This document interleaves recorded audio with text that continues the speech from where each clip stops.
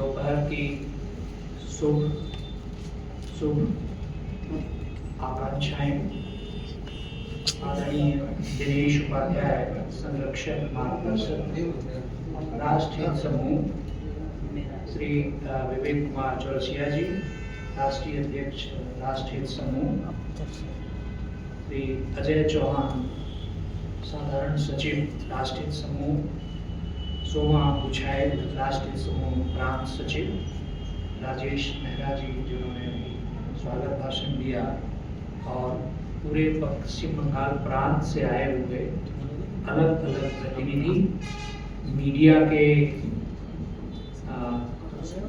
सदस्य में हमारे सभी का स्वागत करते हुए, जैसा इस समूह का नाम है राष्ट्र हित समूह, और राष्ट्र पर जब हम बात करते हैं, देश पर जब हम बात करते हैं, तो देश दुनिया की बात करते हैं, और देश की अगर हम पहचान की बात करते हैं, जब किसी भाषा की पहचान की बात करते हैं कि कौन सी भाषा है, वो भाषा जिसका व्याकरण हो, वह भाषा जिसकी डिक्शनरी हो, वो भाषा जिसमें साहित्य हो, वो भाषा है।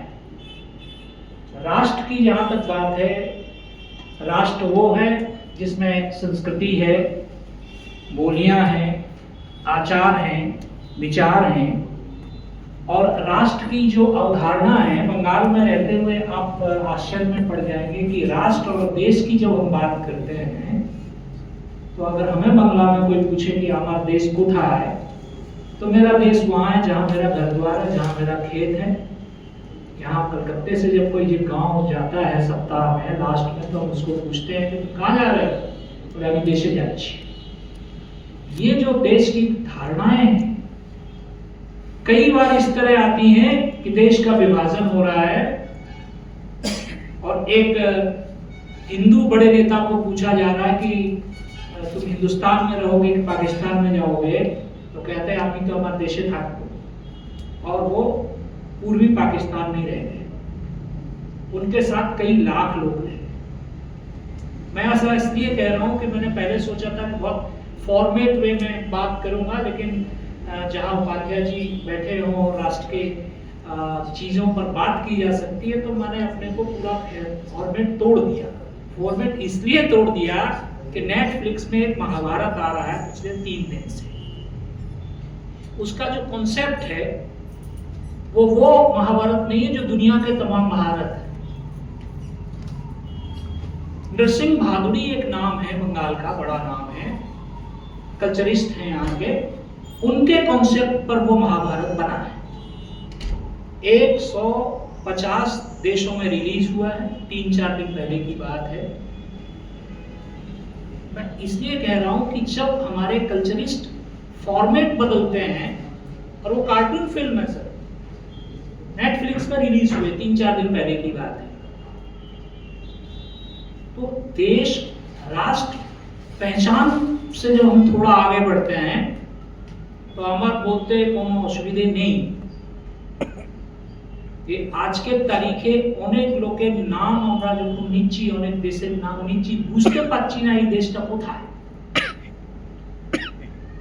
यूनान, मिस्र, रोमा सब मिट गए जहां से, कुछ बात है कि हस्ती मिटती नहीं हमारी। सिकंदर एक संस्कृति से आते हैं, ईरानियन एक संस्कृति है, इजिप्ट की एक संस्कृति है, रोम की एक संस्कृति है। आज वो देश कहां है? रोम किस देश में? रोम शहर की अगर हम बात करते हैं तो इटली में। मकदूनिया कहां है? ग्रीस में। ईरान कहां है?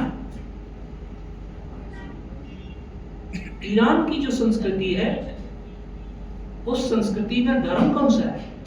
तो मैं सीधी बात आप लोगों से कहता हूँ, मुझे बांग्ला समझने में बहुत असुविधा नहीं है, আমি বাংলা বলতেও পারি, জেনে শুনে মাঝে মধ্যে বলবো মাঝে মধ্যে বলবো না, যে আমরা যে রাষ্ট্রের কথা বলছি, যে রাষ্ট্রের হিতের কথা বলছি, তাকে তো আমরা চিনতে পারি। আমি আমার দেশ কোথায় আমি বলে আমি অনেক লোককে নিয়ে मुसलमान देशों में चले गए। एटाও কি देश?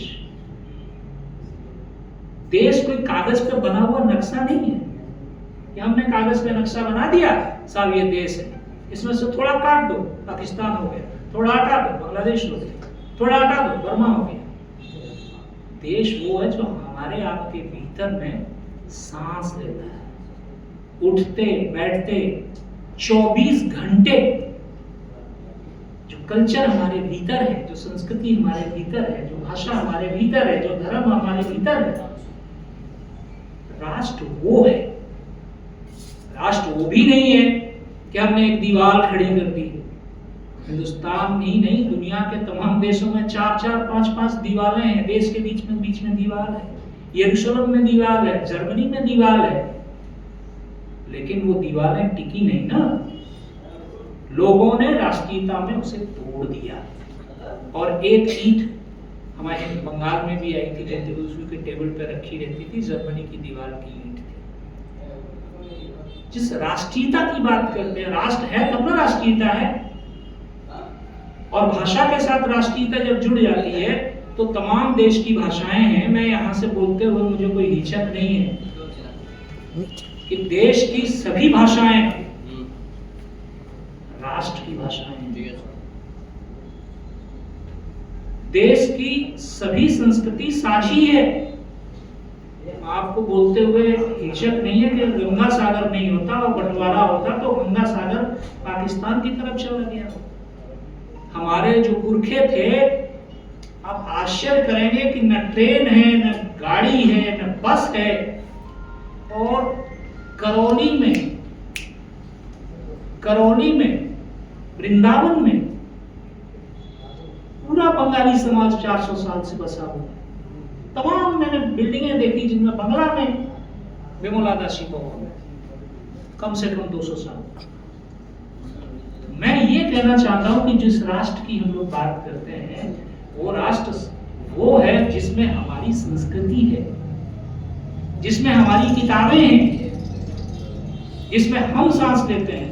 आप वृंदावन जाएंगे, वृंदावन के बगल में मथुरा है, उसके बगल में एक और शहर देखा छोटा सा,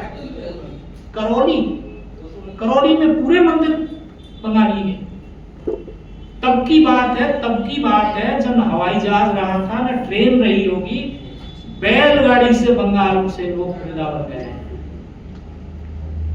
क्योंकि ये हमारा देश रहा। और संस्कृति किसी भी देश की, किसी भी भाषा से, किसी भी धर्म से बड़ी। धर्म वो है जिसको हम लोग धारण करते हैं। और हम क्या धारण करते हैं? हम कहाँ अपने बच्चे को कहते हैं कि सुबह उठते ही अपने बूढ़े बाप को मारो? ये तो हमारी कल्चर में आता है। उत्तर से लेके पूरब तक, बंगाल में, महाराष्ट्र में ऐसी कौन सी जगह है जहां पर हम अपने राष्ट्र की बात नहीं करते? राष्ट्र तुरंत थोड़ी खड़ा होता है, बटन दाबने से थोड़ी होता है। इसको हजारों साल लग जाते हैं एक आदत बनने में। नमस्ते करने में कई साल लगते हैं, सीखने में। और नमस्ते हमारे कितनी पुरानी है हम नहीं जानते। हम ये कहें कि कौटिल्य का मतलब COWTILL कर दें, कौटिल्य कर दें, उससे कौटिल्य नहीं आता। कौटिल्य इस देश की संस्कृति का हिस्सा है, एक नाम नहीं है। आप 1000 साल से ले लो, उसके पहले ले लो, चंद्रकेतुगढ़ की ले लो। और आप संस्कृति की बात करते करते आप जब पदमगाछी की तरफ चले जाते हैं, जब कर्ण सुवर्ण की तरफ चले जाते हैं, तब आपको पता चलता है कि किस तरह बुद्धिज्म मंदिरों में कन्वर्ट हुआ, किस तरह मंदिर के बाहर के जो मुराल थे वो बुद्ध की जगह किस तरह जगन्नाथ जी आए। धर्म का मामला नहीं है ये, कल्चर का, देश का मामला। तो मैं फिर इस बात को दोहराता हूँ, मैंने चौहान जी से भी बात की थी कि हम लोग इस सेक्शन को, क्योंकि उपाध्याय जी जहाँ हो वहाँ लंबी भाषण देना ठीक नहीं है, लेकिन सेकंड पार्ट में हम लोग कल्चर पर क्वेश्चंस करेंगे, बात करेंगे, आपस में बांटेंगे। बांटेंगे इसलिए कि मैंने बांग्लादेश में भी काम किया है, इजिप्ट में काम किया है, श्रीलंका में काम किया है, और करते समय मुझे जो आया कि जो नेशनलिज्म है, जिसको भारतीयता कहते हैं, जिस राष्ट्र के हित की हम बात करते हैं, वो एकदम अलग है। वो छत्तीसगढ़, बंगाल, अंते बंते का मामला नहीं है, वो हमारे भीतर के अंदर की बात है। हमारे मंदिर बाहर रहे हैं तो हमारे घर में ऐसा कोई हिंदुस्तान में घर नहीं है जिसके घर में पूजा घर नहीं है, और वो पूजा घर राष्ट्र के लिए है। औरंगजेब ने वृंदावन में, मथुरा में हमला किया, मूर्तियां अलग अलग जगह चली गई, लोग लेकर चले गए, नाथद्वारा चले गए, करौली चले गए, कुछ मंदिर मूर्तियां आई और कुछ वहीं बिखरे रह गए। ये वो चीजें हैं जो हम आपसे शेयर करना चाहते हैं, और ये कहते हुए कि कई बार हर राष्ट्र की जो संस्कृति है, लीबिया कहाँ रहा होगा, यूनान कहाँ रहा होगा, अगर राष्ट्र के हिसाब से चीजें बदलती हैं, तो मैं सारे उदाहरण इसलिए दे रहा हूं कि हम जिसको भारत कहते हैं, यहाँ कहा गया कि चौरसिया जी भारत सरकार में थे, हमारे दूसरे लोग जो भारत जिसको कहते हैं वह देश है, और वो कोई भी आदमी पूरे ग्लोब में खोज सकता है कि ये भारत है, ये इसकी संस्कृति है, ये राष्ट्र है, और उसी राष्ट्र के हित के लिए हम सब लोग यहाँ इकट्ठे हुए हैं। तो हम राष्ट्र को पहचाने, राष्ट्र की संस्कृति को पहचाने, और ये कहते हुए कि हजारों हजार साल से महाभारत की कथा कितनी पुरानी है। मैं अभी एक रिसर्च कर रहा था सर, कि जिसको सूत पुत्र कहते हैं, जिसको सूत कहते हैं, कर्ण जिनका बेटा था, वो संस्कृति का एक बड़ा हिस्सा है। सूत वो जाति रही है जो कथाएं सुनाती रही है, डॉक्यूमेंटेशन करती रही है लोगों के फादर। तो सूतों का, और एक नाम मैं ले रहा हूं और मैं बात खत्म जल्दी करूंगा, एक नाम है भार्गव। तो पूरी महाभारत की परंपरा में दो नाम बार बार आते हैं, और महाभारत सिर्फ धर्म की कथा नहीं है, राष्ट्र की कथा है। और राष्ट्र की कथा में भार्गवों ने शुरुआत का महाभारत कविता में, भार्गवों ने वेद व्यास ने, दूसरे लोगों ने इसको प्रोज में डाला है, गद्य में डाला है, और टोटल डॉक्यूमेंटेशन भार्गवों ने किया है, और बाद में ये काम सूतों ने किया है। हम बार बार सूत पुत्र कहते हैं, हमारा कॉन्सेप्ट क्या था, तो हमने जब रिसर्च करना शुरू किया तो हम ये पहुंचे कि सूत वो जातियां रही हैं जो डॉक्यूमेंटेशन करती थी। और डॉक्यूमेंटेशन किसका होता है? राष्ट्र की चीजों का था। अगर डॉक्यूमेंटेशन नहीं तो आप हजार कहते रहिए, कोई मतलब नहीं। आप कहिए कि ग्रेट थे, हमारा महाभारत है, अगर है तो डॉक्यूमेंटेशन है, डॉक्यूमेंटेशन है तो राष्ट्र है, राष्ट्र है तो पानीपत है, पानीपत है तो कुरुक्षेत्र है, और अगर कुरुक्षेत्र है तो हमारे पूर्वज हैं, बंगला बोलते थे कि पंजाबी बोलते थे कि सिंधी बोलते थे, इसका कोई मतलब ही नहीं है। जब हम जयद्रथ की बात करते हैं, सिंधु नरेश की बात करते हैं, तो महाभारत में जो भौगोलिक तौर से देखेंगे तो उसमें ईरान, इराक, अफगानिस्तान, वहां तक के लोग शामिल हैं। राष्ट्र हित की बात हम जरूर करें, राष्ट्र के साथ हम राष्ट्र की संस्कृति को पहचानें, राष्ट्र की कथाओं को पहचानें, और उन कथाओं से हम खुद भी कनेक्ट हो जाएं, और हमारे आने वाली जो पीढ़ी है, हमारे जो बच्चे हैं, हम भले ही आज उनको कार्टून का महाभारत दिखाएं। 20 साल पहले हम लोग पीसीडी में दिखाते थे, उसके पहले कार्टून में दिखाते थे। चीजें बदल रही हैं, राष्ट्र नहीं बदल रहा है, संस्कृति नहीं बदल रही है, और यही संस्कृति हम सबको पूरी दुनिया से न सिर्फ अलग बनाती है बल्कि पहचान भी जिंदा रखती है। लंदन में खड़े हुए हम कभी नहीं कहते, हम कहते हैं भारतवासी हैं। इजिप्ट में कहते हुए हम हमेशा कहते हैं कि हिंदुस्तान से आए हैं, भारत से आए हैं, क्योंकि हमारी अपनी जातिगत पहचान है, और ये जातिगत पहचान जो है वो राष्ट्र के साथ जुड़ती है।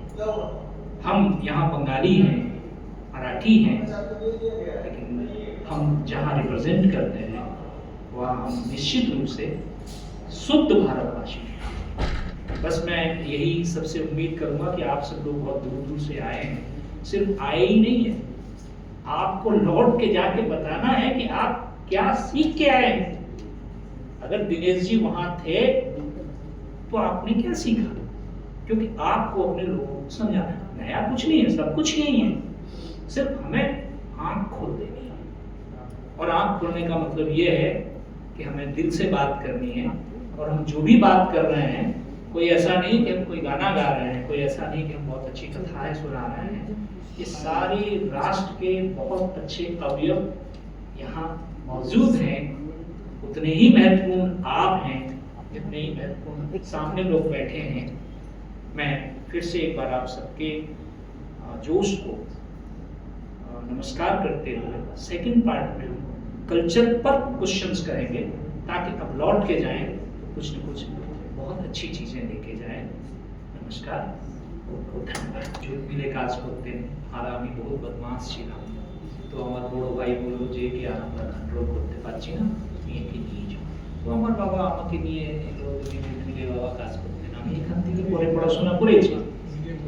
পড়াশোনার পরে আমি বুঝতে পারি যে যে ফিল্ড নেগলেক্টেড, একজন বই নিয়ে ঘুরছে, এই দেখুন তো কি আছে, আমার স্টোরি আছে, আমার কবিতার বই আছে, সে কবিতার বই লিখছে, পয়সা খরচ করে দিচ্ছে, লোককে দিচ্ছে, कोई একবারও সে বলছে না যে আমার কালচারের উপরে আমার কোন বই আছে। আজ 25 বছর আমারকে হয়ে গেল, নেশন ভাদুরী বয়স 72 বছর আছে, আরো বেশি হবে। কালচারের উপরে আমরা কাজ করছি না বলে যখন তখন যা যা বলে দিয়ে চলে যাচ্ছে। আমি যেটা বলতে চাইছিলাম, এবং ইরানের কথা বলছি, ইরানের যে কালচার আছে, ইন্ডিয়ান যে কালচার আছে, ইরানিয়ান কালচারের রিলিজনের উপরে ভারী পড়ে যাচ্ছে। আজকের তারিখে আপনি ইরানে যাবেন, পুরো বিল্ডিং এর উপরে বড় বড় আয়াতুল্লাহ খোমেনির ছবি মারা আছে, কিন্তু তাদের যে লিটারেচার আছে, সেই লিটারেচার তারা 1000 বছর আগে তাদের যে পূর্বপুরুষ ছিল তাদের উপরে তারা লিখছে, অন্য কেউ লিখছে। আর একটা কথা বলছি বলে আপনি আশ্চর্য হয়ে যাবেন, আমরা বলি সিকান্দার খুব গ্রেট ছিল, ঠিক অনেক যুদ্ধ করেছে, কিন্তু যেই সিকান্দার ইরানিয়ান কালচার ধরতে গেছে পুরো চেঞ্জ হয়ে গেছে। তার আশেপাশের লোকেরা বলছে তুমি আর গ্রেট নেই, সামনে বলছে ইরানিয়ান কালচারের কথা নেই, ইরানি বাদশাহ বসে আছে, তার সামনে বলার কোনো সিস্টেম নেই।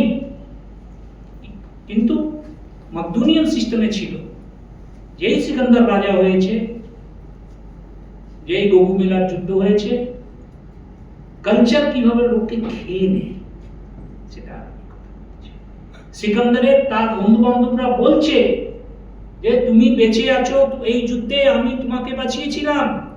সে বলছে ধরো, তার বাবার বন্ধুরা যারা ছিল, যারা ওর সঙ্গে যুদ্ধ ছিল, মানে আমি যেটা বলতে চাইছি খুব ভালো, আমার কালচার কাউকে খেয়ে নেয় না। কিন্তু আমি অনেক কালচারের কথা বলছি, লাইন করে বললে লম্বা হয়ে যাবে। আমি ইরানিয়ান কালচারের কথা বলছি, ইরানিয়ান কালচার যে ধরেছে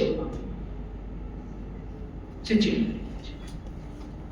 আমি তো এই ভাবতাম যে যে যায় লঙ্কা সে হয় রাখ, ধরো, কিন্তু আমি কালচারের কাজ করতে গিয়ে বুঝতে পেরেছি যে অনেক কালচার আছে যেতে লোক যেই ঢুকছে চেঞ্জ হয়ে যাচ্ছে, ইতিহাসটাও চেঞ্জ হয়ে যাচ্ছে, মানুষটাও চেঞ্জ হয়ে যাচ্ছে। আর সিকান্দারের লিগেসি আর কোথায়?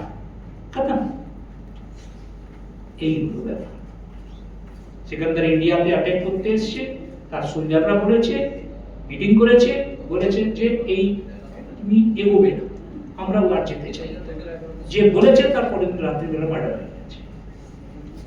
এই যে কালচারগুলো আছে, ডেমোক্রেসির কথা বলছি, গ্রিস ডেমোক্রেসি বলছি, রোমান ডেমোক্রেসি বলছি, সেই সময় আমরা দেখছি যে রোমান সাম্রাজ্যের ডেমোক্রেসির নামে কি হচ্ছে, ইজিপ্টে কি হচ্ছে, সেই সব যখন কম্পেয়ার করতে আমরা যখন কম্পেয়ার করছি তখন বুঝতে পারছি যে ভারতের যে কালচার আছে এক্সট্রিম ভালো, এক্সট্রিম এক্সাম্পলারি যাকে বলা যায়, যাকে বলা যেতে পারে যে এইরকম আমার ছেলে হওয়া, ছেলে কি হয়, মহাভারতের আর ছেলে নেই, ছেলে আমার বলি শ্রবণ কুমার ছিল, শ্রবণ কি রাজা ছিল,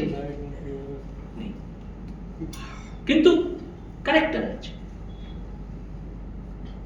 আমরা কোনদিন, আমি বুদ্ধ নেই, আমি বৌদ্ধ নেই, বাচ্চাবেলা থেকে নেই, কিন্তু আমি কোনদিন বৌদ্ধকে ভগবান বুদ্ধ ছাড়া আর কিছু বলিনি।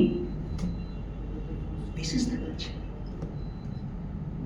যত অ্যান্টি গড আমাদের দেশে ফিলোসফি আছে, এই গঙ্গাসাগরের যে গুরুজি মহারাজ আছেন তার সাংখ্য দর্শন আছে, অ্যান্টি গড আছে।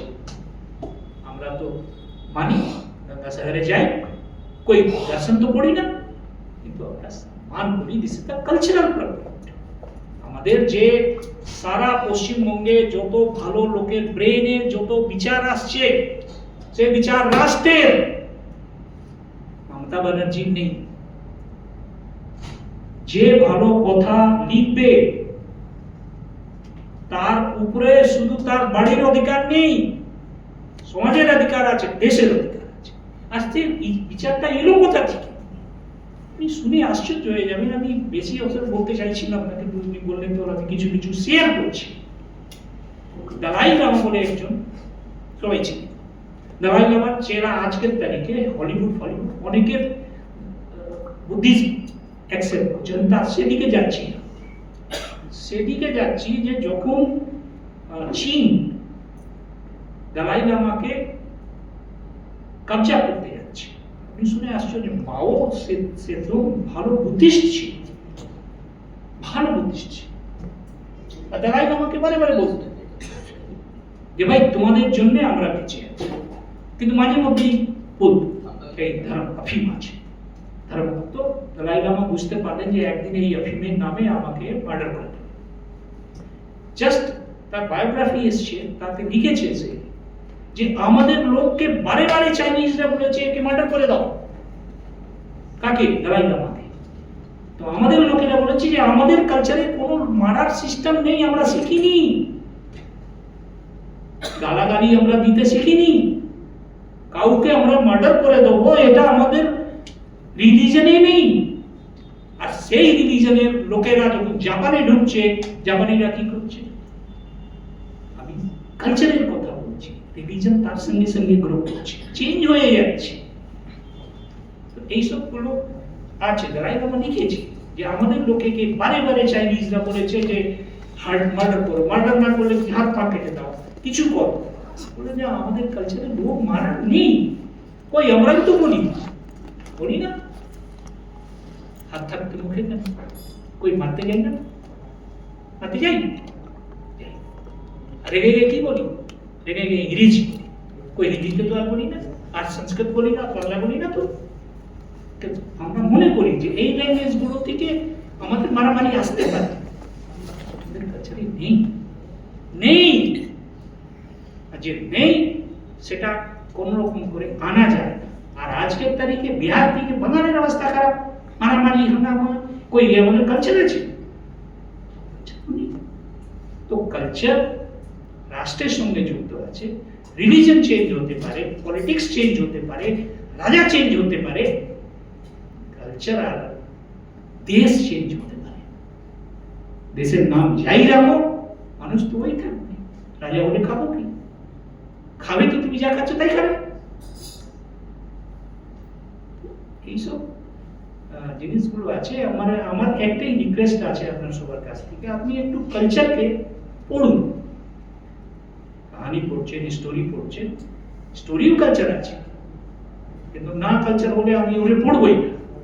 কিন্তু এটাই আমার বলার আছে যে রাষ্ট্র, নেশন, দেশ, তার যে আইডেন্টিটি আছে সেটা কালচার আছে, ভাষা আছে, মানুষ আছে। মানুষ থেকে তো আর কিছু বড় নেই। আর এই শহর দেখেছে, কি দেখেছে? তোমার বউ প্যার করে বলে না তালাক। এই শহর দেখেছে, 1826 দেখেছে, 50 দেখেছে, 1905 দেখেছে, বড় 1912 দেখেছে, ব্রহ্ম সমাজকে দেখেছে। এই শহর দেখেছে, এই শহর কালচারের দিকে গেছে। বিবেকানন্দ গেছেন, রামকৃষ্ণ পরমহংস গেছেন, দেখেনি। This is the culture. Change করতে পারি না, আমরা করেছি।